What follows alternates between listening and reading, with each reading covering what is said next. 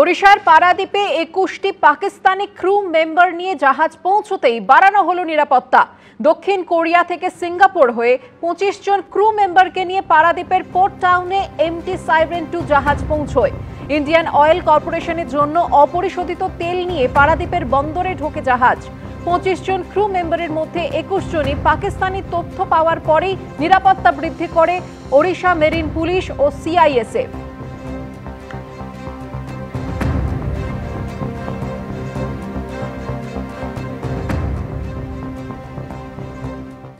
দেশের বিভিন্ন ল্যাবে গুণগত মানের পরীক্ষায় ফেল করলো আরও 51টি ওষুধ, যার মধ্যে 5টি জাল ওষুধ রয়েছে বাজারে।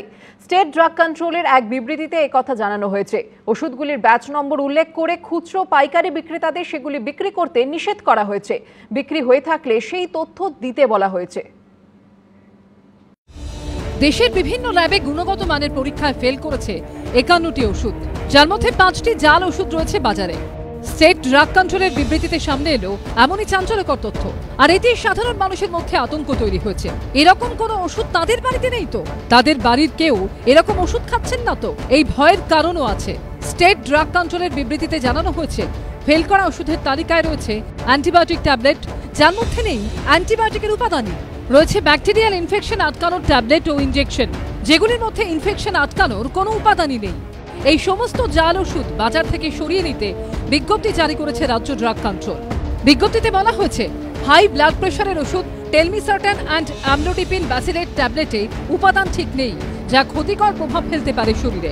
অ্যাজিকিওর 500 অ্যাজিথ্রোমাইসিন ট্যাবলেট নাক, কান, গলা, ফুসফুসের সংক্রমণে অ্যান্টিবায়োটিক হিসেবে ব্যবহার করা হয়। পরীক্ষায় দেখা গিয়েছে এই ওষুধটিতে অ্যান্টিবায়োটিকের উপাদানই নেই। প্রোসিন 250 ট্যাবলেট সেপ্টিসেমিয়া এবং টিউমারের ব্যাকটেরিয়াল ইনফেকশনের জন্য ব্যবহার করা হয়।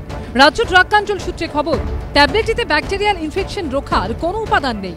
এখনো পর্যন্ত বাজারে জাল ওষুধ পাওয়া যাচ্ছে, অথচ স্বাস্থ্য দপ্তর এটা নিয়ে কোনো যথোপযুক্ত ব্যবস্থা নিতে পারছে না কেন?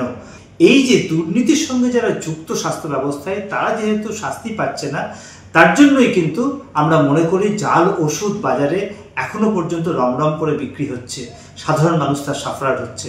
মেডিকেল সার্ভিস সেন্টার সর্বস্তরের মানুষের কাছে দাবি করছে, আবেদন জানাচ্ছে এই জাল ওষুধ বা স্বাস্থ্যক্ষেত্রে দুর্নীতির বিরুদ্ধে আন্দোলন গড়ে তোলবার জন্য।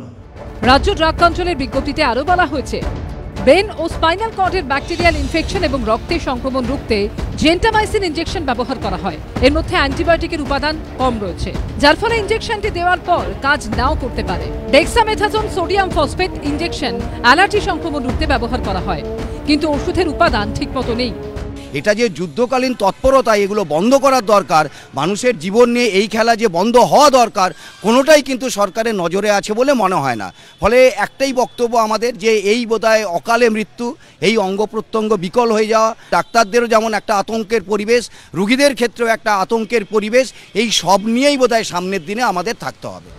এছাড়াও 2টি ওষুধের প্যাকেট নকল করা হয়েছে। ওষুধগুলির ব্যাচ নম্বর উল্লেখ করে খুচরো ও পাইকারি বিক্রেতাদের ওই ওষুধগুলি বিক্রি করতে নিষেধ করা হয়েছে, আর বিক্রি হয়ে থাকলে সেই তথ্য দিতে বলা হয়েছে।